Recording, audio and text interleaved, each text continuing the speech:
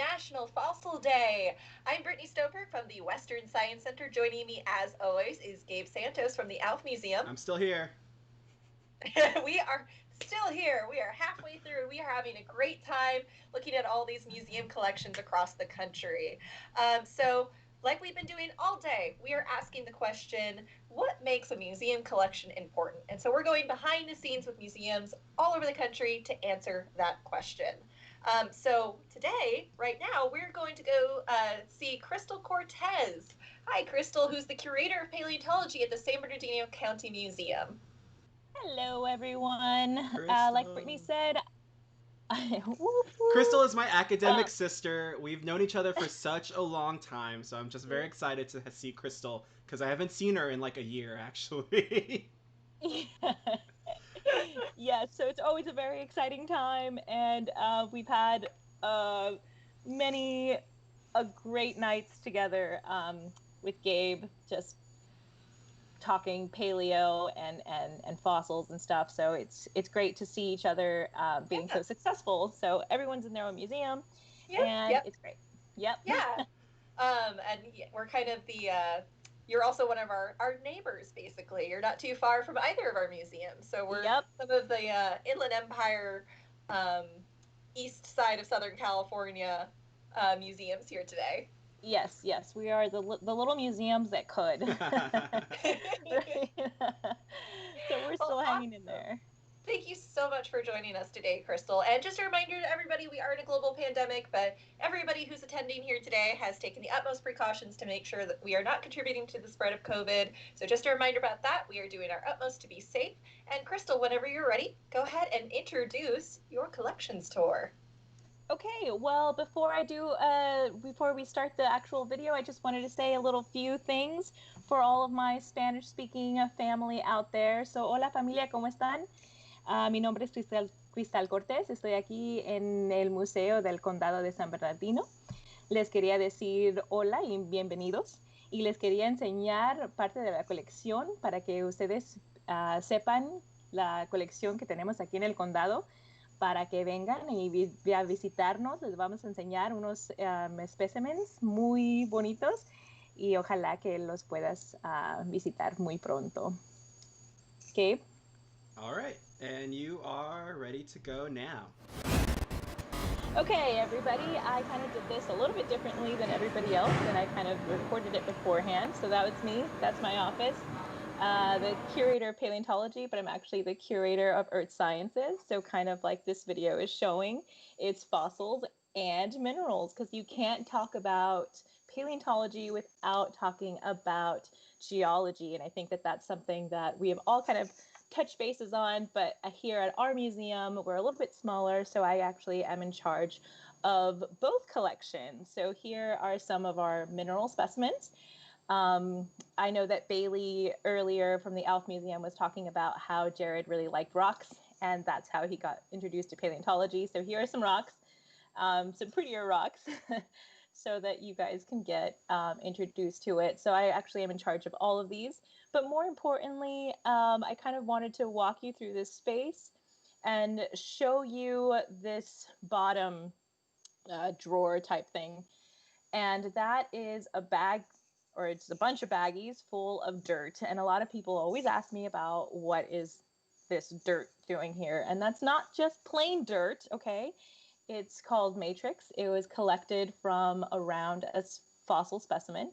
And this is actually really important dirt because it tells us something about the environment that the specimen would have been collected in.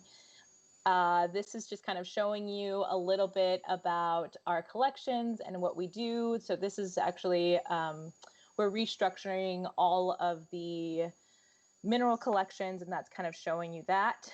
And here I'm kind of walking you through, and this is one of my favorite drawers. I'm not a huge mineral buff, but obviously I take care of them. But fluorescent minerals are really cool. I don't care who you are. You're always going to geek out on fluorescent minerals. And that's kind of what I'm showing here. But fluorescence is actually really important in paleontology world because I know that Dr. Luis Chepe from the Natural History Museum in LA actually uses fluorescence, and he's actually able to see some soft tissue preservation in fossils. So this is not just to show you how cool these minerals are, but it's actually to kind of give you a little bit of an insight as to what we as paleontologists can actually do with fluorescence as well. So I'm just kind of walking you through this space. As you've seen in many other of the collection space, they are pretty tight. So I just kind of wanted to show you what this is about. And you'll see all of these little notes everywhere, and these the interns kind of get a little creative, and they did that little T-Rex for me, and I kind of left it there because I miss them so much. Now this, I kind of emphasize this a lot because whenever you're in a collection space, if you ever go visit a collection, please make sure that you abide by their rules. You have no idea how many times I've actually gone to a collections drawer, tried to pull something out, and it was gone.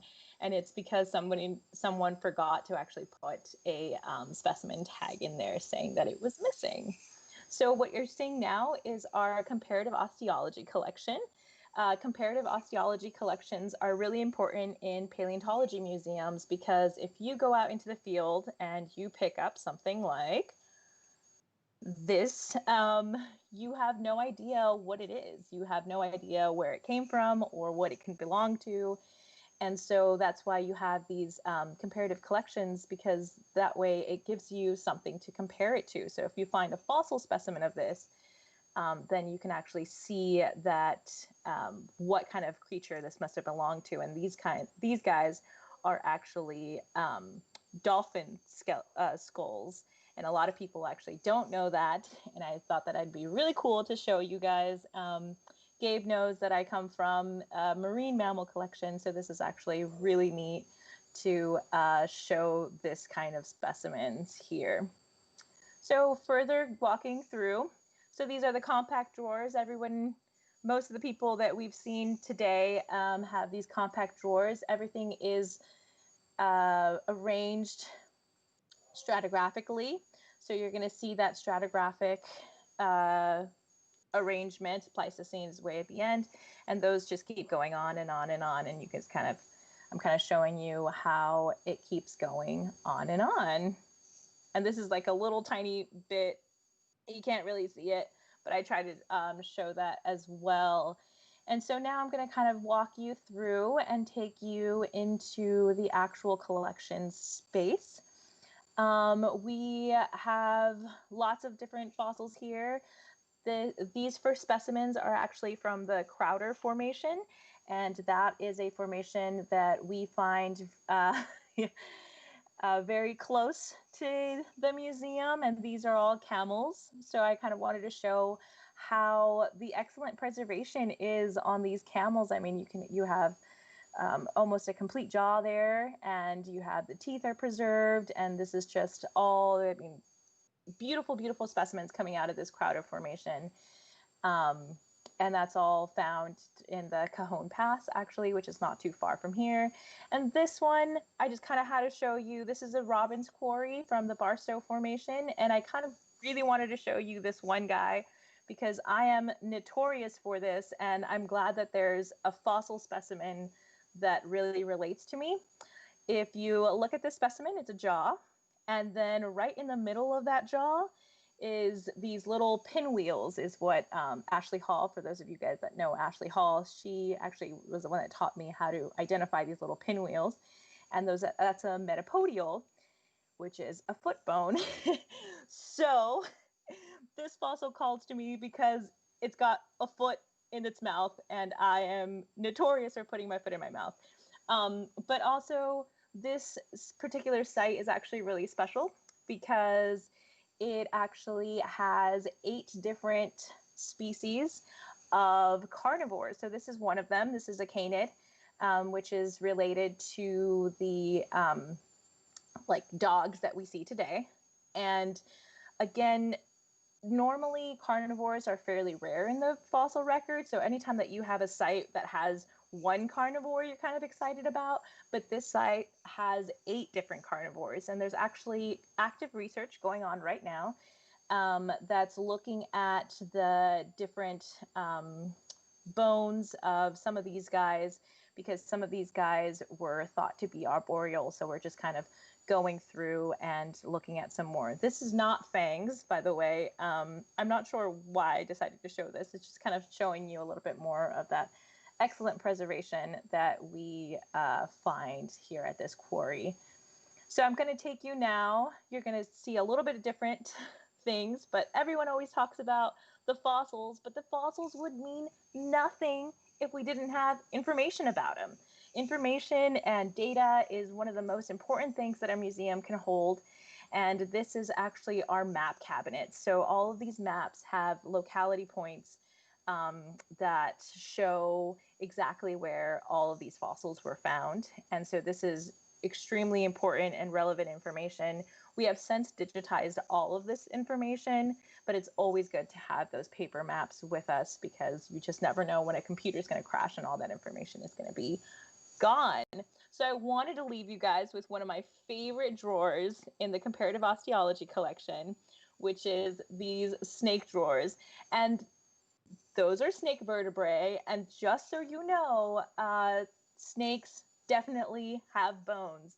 And I think that's one of the main things that I want you to take away from this, is that Comparative Osteology collection is for that particular reason, is so that we can compare those things. So yeah, I hope you guys enjoyed that. It was nice and quick.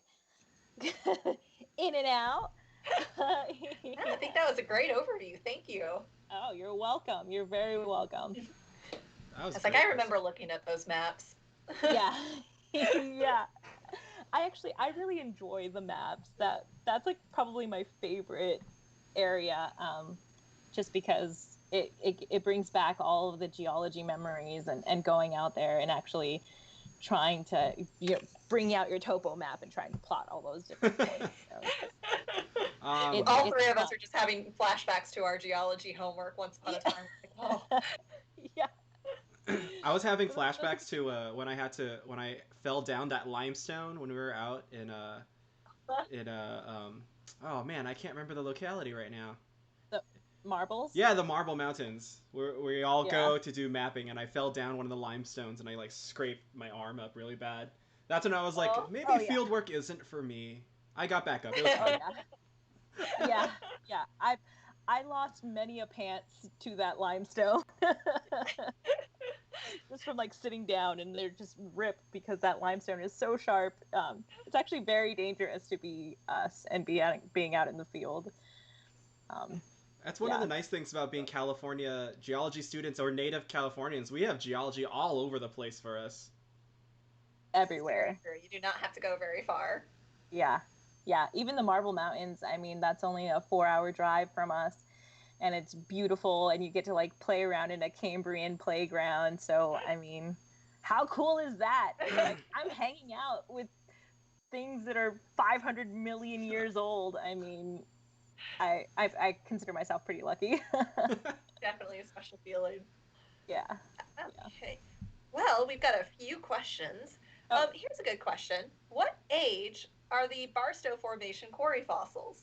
Ooh, dun, dun, dun, dun, dun. So the last one that I read, based on the ash beds, dating of ash beds, was somewhere between 19 and 13 million years. Someone can correct me if they think that that's off, but that's the last thing that I read said that it was 19 to 13 million years. So I think that sounds right. Yeah. I think that's not. It was. You should know, Gabe. You have a bunch of that stuff too. There's a lot of dates to remember as a paleontologist. Okay, that's why we have databases to reference to. A lot. We don't trust our brains. Yes. Definitely. Here's another good question. Do you have prehistoric snakes as well as modern snakes? Yes, we do have some prehistoric snakes. And actually, from that first drawer that I opened up where I was showing those camels, we do have some early, I think they're gopher snakes. They're very, very small. They still need to be prepped out so that we can actually get a species name for it. but we definitely have prehistoric snakes. They get preserved in that Crowder Formation. So, yeah.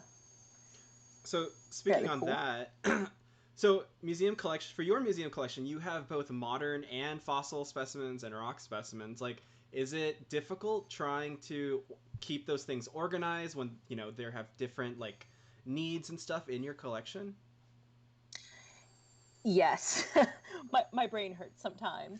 So actually, the reason why you saw all of the sticky notes all over the, primarily in the geology collection, is because we actually had to move all of the minerals outside of the bone room. I call that the bone room with the comparative osteology and the fossil collection. And that's because a lot of fossils have special needs. So there's a thing called pyrite rot that is very real and very happens and does happen. For those of you who get the reference, it's basically like fossil grayscale. And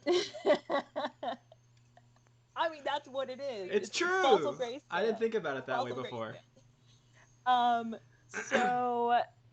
So what happens is that pyrite gets inside of the fossils, and it can be very destructive, and it can just break them up, and it makes them explode, is what I call them, but not really explode, but it kind of turns them into powder. And so you don't really want that mingling of pyrite with your fossil collection. So we actually had to move all of the minerals outside of the fossil collection just to protect the fossils from that. And everything has its special way of being organized, and everything has a special way of being digitized as well. So it's been a challenge for me to have to do all of them, especially because minerals are not my strong point. But luckily, the geology world and the earth science world is very welcoming, and everyone is willing to take your questions. So I've just kind of been really reaching out to colleagues and seeing what they suggest. So yeah, we work as a community here, the museum world, because we only have each other, because we're all weird and we like to collect things and put them in order. What did we call it? Before pandemic, we had a meeting of like a bunch of different museums. What did we codename it? Was it the meeting of the houses? Is that what we said? Yeah, or something like that. Yeah. Yeah. It was you guys. It was both of you guys, and LA came out. So, yeah. The meeting of the minds. It was the meeting of the minds. Yes. Here's a good question. Yep. It seems there are many museums in California with fossil collections. This is true. There are a lot of us. Yeah. How do members of the public know what museums to bring fossils into if they find them? Ooh, that is a good question. It's a good question. Normally, I don't know how it works with everyone else's museum, but normally with our museum, there's only one of me, and I get very busy. So normally what we do is that we ask everyone to just email whoever the curator is or whoever the collections manager is, and see what the specimen is. And then if we think it's noteworthy, then we ask you to bring it in, and then we can actually check it out, and we can check it out together. Most museums, though, I will say, or at least our museum, we do not take public people coming in and just giving us specimens, just because we don't have that kind of power right now. Our collections are pretty full at the moment before we have to restructure them. So that's something that we have to constantly keep in mind, is that we'd like to take every specimen, but we can't always do that. And like Bailey was saying, that like sometimes you get the like crummy specimens, but yeah, so we're just constantly working through the collection and seeing what we can keep and what we can't keep or we shouldn't keep. So I think one of the nice things too is that even though there are a lot of museums in Southern California, we're all very much like, we serve our local community, and so, you know, depending on where you're from, you know, like what's your local museum, and so usually you'll go to them first. But also because we are a wonderful family, if we find a fossil that we have no idea what it is, I will send out an email to my wonderful family and be like, hey, I do this. Or if it's a fossil and the person is a little sus, as the kids say, I'll also send it to Crystal, because I don't want to deal with it. I'm just kidding. Thanks. But I think you bring up a good point, Gabe, that it is like about collaboration. You know, we all are in close proximity to each other, but we're also all in different counties. So it's just a matter of working together, telling people, hey, if for whatever reason, you know, we can't take a fossil or we think another museum might be interested in it. It's just a process of collaboration. Since we are a little spoiled in Southern California for having so many cool museums and close proximity to each other. That's not usual. And fossils. Yeah.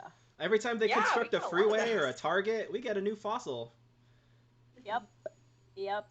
Yeah, so that's another thing. We are a repository, just like you guys are a repository. So every single time something new gets built, I get an email. Hey, can you take these fossils? Hey, can you take these fossils? So we're constantly having to rearrange the collection again to try to make room for it. Crystal, for our viewers at home who may not know, can you explain a repository and how that relates to specifically California paleontology? Okay, yeah. So in California, we do have some laws that that protect fossil resources, and so our fossil resources are constantly being protected. And a repository is basically a usually nationally accredited museum or institution that can take care of those fossils that we find, so that we can hold them in public trust. So it's basically, we want to make sure that the fossils are being preserved. And we also want to make sure that they're being kept up to a standard, so that way they're not just sitting in a old grimy warehouse and getting dust on them. I laugh because I did work at a repository that was kind of an old grimy warehouse, but we got it up to speed, and so now it's in much better condition. And yeah, so that's kind of what we do here in California. And usually the developer is the one that pays us a small fee. They usually pay us the fee to just so that we can hold those fossils for everybody. And it's actually really neat because a lot of the specimens, even in my museum, actually came from mitigation projects. So whenever there's a new building being built, the chances are there's probably fossils underneath there, especially in California. And so it's really nice to have laws like CEQA that come in and really protect those fossil resources. And what Gabriel was talking about earlier when we had the meeting of the minds was a meeting that we had to discuss this very topic as to how do we preserve the fossils and all of that data, and how can museums actually help out mitigation companies so that we can work together. Because again, we're a family, right? We're all scientists, and we're all trying to do the same thing, which is preserve history and preserve our natural history. So yeah. Did I answer that? I think you hit that one on the nail. Wait, is that the expression? Whatever. I'm not good with expressions. I don't know. It's an idiom. I failed idioms. Here's a really good question, Crystal. Any advice on how to improve science communication in Spanish? Ooh, that is a good one. So I'm actually actively working on something to include science communication in Spanish, and that is, I got a grant from Paleo Society, so shout out to Paleo Society for an education and outreach. And we're actually doing some loan kits so that our Spanish community can actually pick up the loan kits and they can learn a little bit more about paleontology in Spanish. And I'm always available. So if you ever wanted to help, if you ever needed help with some translations and stuff, well, not always available. I shouldn't say that. I'm actually pretty busy. Don't do that to yourself, Crystal. But if I'm ever able to help, I will always help you. Just email me. You can find my email on the San Bernardino County Museum website. And our museum is actually actively trying to make all of our exhibits bilingual so that we can have English and Spanish.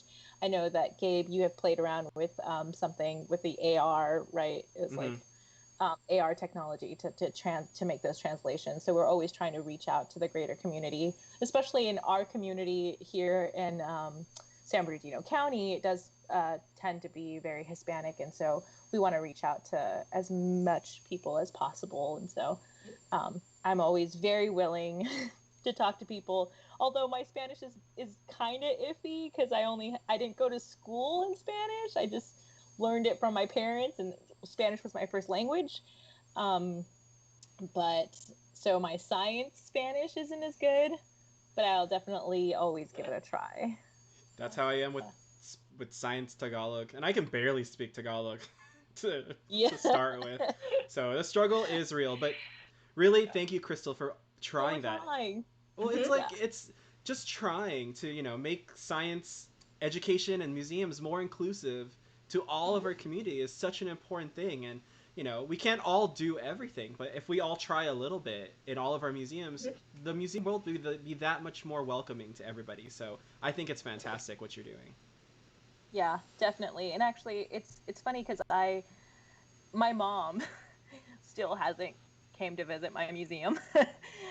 and one of the primary reasons for not coming in is that she just says that she just really doesn't feel welcome. She just feels like, she says that she'd like it, but she can't read anything because she doesn't speak any English. And so it's really hard for her to come and enjoy this with me. So anytime that I get to reach out to the Spanish speaking community, I try to do it, just because every single person that speaks Spanish then becomes my mom, and I'm trying to reach them and trying to get her interested. She still thinks I'm a biologist, but I'm just gonna leave it like that because I don't even know how to correct it. Well, technically I'm not, but kind of. I think that's a parent thing. My parents still are thinking if I'm gonna get a job in oil sometimes. I'm just like, it's okay. It's you try. You try. Yeah. Yeah. My own parents are like, so you're in archaeology, right? I'm like, no. No. I mean, my museum does have archaeology, but I don't know much about it at all. They're like, but don't you? And I'm like, no. And they've been to my museum. They've seen everything, but we've had that conversation. Yeah. Parents are fun. We love them. And really, it's their fault, right? My parents are the ones that took me as a child to go see Jurassic Park. And so it's well, you did What did you expect? You can't take a 6-year-old to Jurassic Park and not expect this outcome. I mean, right? I think we your have fault for getting me Petri dishes. Sir, I think we have time for one last question, and then we'll wrap up from there. Okay. Did you have any on the social media, or no? I think from the live chat. Okay. There's a couple of questions. So, if Crystal, if you want to go in later and answer a few of them, we're not going to get to all of them today. How did you get into or choose paleontology, and what has your experience been like? You mentioned that English is your second language. How is that all tied into your experience as a paleontologist? At the risk of being super overly cheesy again, because I kind of talked about this when I was talking last time, was just having a really great advisor really helped me really push through everything. Because Brittany, we were just talking about imposter syndrome right before we went live, and it's very real, and it's very real to me because I'm just a little brown girl, right? I've always just felt like a little brown girl, but really I've just been trying to push through. And the reason, how I got into paleontology was definitely Jurassic Park. I got super scared when I went to go see it because that kitchen scene is terrifying. To this day, I am terrified. Terrified, legit mortified. But so what do you do whenever you get scared of something? You study it, and then it becomes not so terrifying. And now they're really not terrifying, because now you're oh, they have feathers and they just look like giant turkeys, and I'm oh, well, that kid was right. I don't know. I feel like they look more terrifying now. Oh yeah, totally. I've been chased by geese. That's scary as heck. So no joke, my one fear, I can touch anything. I'm not scared of a lot of things, I can pretty much touch any animal, but my one legit fear is birds. I am deathly afraid of birds. I did not know this. Nobody does. Well, you just told like everyone now on YouTube now, which is great. Well, hello YouTube. I'm Crystal Cortez, and I am terrified of birds. I am remembering this. I'm gonna remember this. So okay. Terrified. Anyway. Terrified. Okay. I will go through and answer as many questions as I possibly can on your YouTube channel. So yes, you need to get on because you guys have another person coming up soon. So. Yeah. Well, anyway, thank you so much, Crystal, for joining us on this stop at the San Bernardino Museum and teaching us all about your amazing collection. If anybody wants to learn more about the San Bernardino Museum, where can they go? They can go to our Facebook pages, and our website usually has a lot of the stuff. And so we actually have a new program coming up, or a virtual program coming up in 2 weeks, the Science Spooktacular. So make sure that you look out for that. And our Instagram as well. So that's going to be at San Bernardino County Museum. I know it's a little long. I'm sorry. But please give us a like, give us a follow, and enjoy all of our wonderful content. Well, thank you. Really quick, I see one of my students asking questions in the chat. So thank you. Thank you so much for joining it. And I am very, very proud that you followed my directions today. So just want to shout out to my student really quick. Okay. Anyway, thank you again, Crystal, for hosting us at the San Bernardino Museum. Make sure you join us at 2 o'clock. Wow, it's 2 o'clock already. As we make our next stop at the University of California Museum of Paleontology up at UC Berkeley. And as always, if you like this program and want to continue to support programs at the Alf Museum and the Western Science Center, you can find links on how to do that in the description below. And to learn more about National Fossil Day from the National Park Services, you can go to www.nps.gov. And of course, like and subscribe to our channel for more stories about paleontology. And we'll see you all in half an hour. Bye.